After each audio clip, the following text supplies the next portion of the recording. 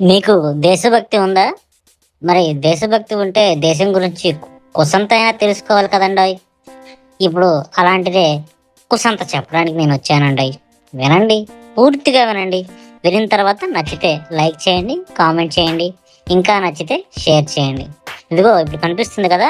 ఇది ఇండియన్ నేవీలో ఒక పెద్ద షిప్. సాధారణంగా ఇంత పెద్ద షిప్పులను ఎక్కడ తయారు చేస్తారో తెలుసా? వీటిని చాలా సీక్రెట్‌గా తయారు చేస్తారండి. ఎందుకంటే అలాంటివి కొన్ని చోట్ల ఉన్నాయి. పోర్ట్‌లు ఎక్కడైతే ఉంటాయో విశాఖపట్నం, కాకినాడ, ముంబై ఇలాంటి చోట్ల ఉన్నాయండి. ఇక విశాఖపట్నం తీసుకుంటే విశాఖపట్నంలో షిప్ యార్డ్ అని ఒక ప్రాంతం ఉంటుంది. ఆ ప్రాంతంలో షిప్పులు చేస్తారు.